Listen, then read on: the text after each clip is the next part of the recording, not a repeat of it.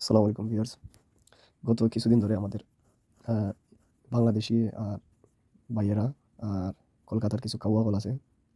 কাউয়ারা আমাদের বাংলাদেশী ফিল্মকে নিয়ে, তুফানকে নিয়ে কিছু কন্ট্রোভার্সি নেগেটিভ কথাবার্তা বলতেছে। বলতেছে তারা নাকি এসব ফিল্ম খায় না, দেখে না, এই না, তেন না। আর আমাদের ডাইরেক্টর রায়হান রাফিকে নিয়েও বাজে, বাজে কথাবার্তা বলেছে। তো আমি তাদেরকে একটা কথা বলতে চাই যে তাদের এখানে তো সিরিয়াল ছাড়া আর কিছু চলে না। আর তাদের পেটে তো ঘি হজম হয় না। তাদের পেটে ভালো কিছু দিলে তারা সেটা খেতে পারে না। তারা সেটা নিতে পারে না। বুঝছেন? আর তাদের এখন অ্যা শাকিব খানকে নিয়ে তাদের অনেক মাথা ব্যথা। শাকিব খানের ফিল্ম তাদের প্রোডাকশন হাউস গিয়ে শাকিব খানের ফিল্ম করছে। তাদের এখানে করে না। তাদের এখানে ভালো, ভালো ফিল্ম হয় না। তাদের এখানে যেটা ফিল্ম করে সেটা তো ফিল্ম করলে সেটার বাজেটই উঠে না। ফিল্মের যে বাজেটটা সেখানে খরচ হয় সেটাই তাদের এখানে কলকাতাতে উঠে না। তুলে আনতে পারে না। কারণ তাদের এখানে এসব ফিল্ম চলে না তো। তাদের জিৎ বলেন, দেব বলেন এদের ফিল্ম চলে না তো। কোনো একটা শো হাউসফুল যায় না তাদের এখানে। আর আমাদের বাংলা মুভি, তুফান মুভি সেটা রিলিজ হয়েছে। তারা দেখে না। ভালো কথা দেখে না, তারা খায় না। ঠিক আছে? তারা বলছে। কিন্তু তারা এটা নিয়ে যেসব কথাবার্তা বলতেছে এটা আসলে মেনে নেওয়ার মতো না।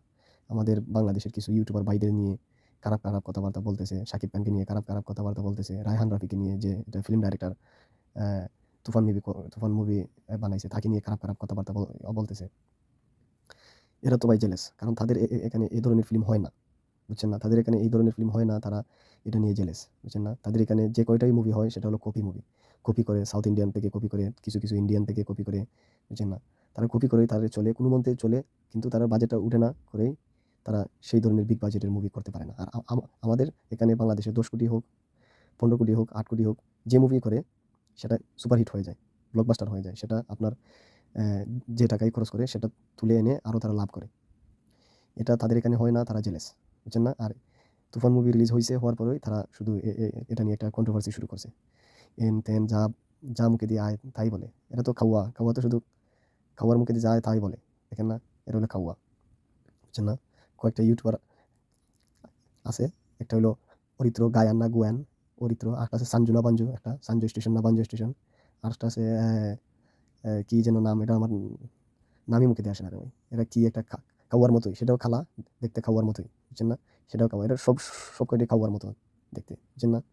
তো কাউয়াদের তো কাউয়ার কানি ছাড়া আর কিছু হজম হয় না। কাউয়ায় কি খায়? কাউয়া যা খায় তাই তাদের হজম হয়। ভালো কিছু কাউয়ার হজম হয় না। এটা হইলো কাউয়ার। বুঝছেন না? আর তারা শুধু ঠিক আছে একটা ফিল্ম রিলিজ হইছে। তোদের ভালো নাও লাগতে পারে রে ভাই। সেটা তোরা রিভিউ দিতেই পারিস। কিন্তু এত বাজেভাবে বাংলাদেশের মানুষকে নিয়ে কথা বলা এটা কিন্তু ঠিক হয় নাই।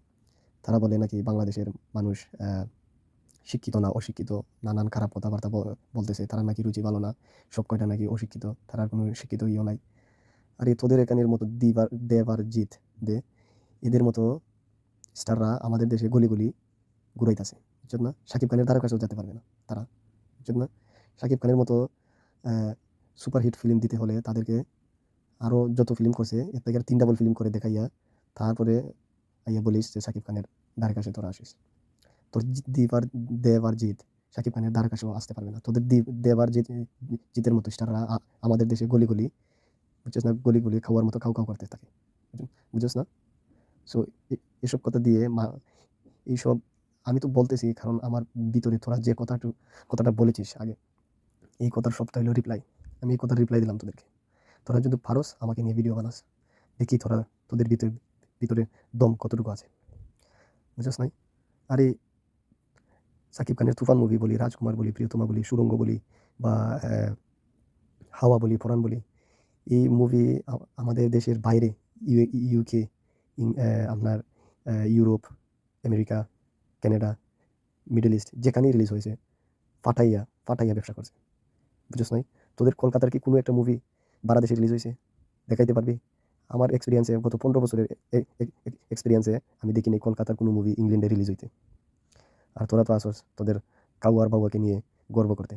আরে আমাদের বাংলাদেশের একটা ছোট্ট ফিল্মও যদি হয় সেটাও বাংলাদেশে রিলিজ হয়। বুঝছস নাই? আর সেই টাকা তারা ও তুলে আনার অভিজ্ঞতা আছে। বুঝছস নাই? আর আমাদের দেশের তুফানের মতো, হাওয়ার মতো, পরাণের মতো, সুড়ঙ্গর মতো ফিল্ম ফিল্ম হিট করাতে হলে তোদের দেব আর জিতের ৫০ টা ফিল্ম করতে হবে। ৫০ টা। তারপরে গিয়া এখানে কথা বলিস। বুঝছস নাই?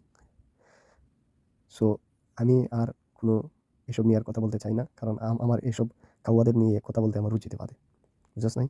এতদিন কিছু বলি নাই, শুধু শুনেই যাইছি। যখন দেখছি আর মানে নেওয়া যাচ্ছে না, বাংলাদেশের মানুষকে নিয়ে বলিস তোরা, এরা অশিক্ষিত, শিক্ষিত না, এরা কাউয়া বিরিয়ানি খায়। এর এই কথাগুলা শোনার পরেই আমার মাথাটা গরম হয়ে গেছে। বুঝছস নাই? সো ভালো হয়ে যা তোরা, ভালো থাক আর মানুষকেও ভালো থাকতে দে। বুঝছস নাই? আমাদের কেউকে নিয়ে ভাই এইসব আজে-বাজে কথা বলার অভ্যেস নেই। তোদের মতো আমরা না। বুঝছস নাই? সবাই ভালো থাকেন, সুস্থ থাকেন আর এসব প্লিজ দয়া করে বাদ দিন। আমিও আর ভিডিও বানাবো না এসব নিয়ে। তোরাও এসব নিয়ে ভিডিও করিস না ভাই। ভালো থাকো তোমরা।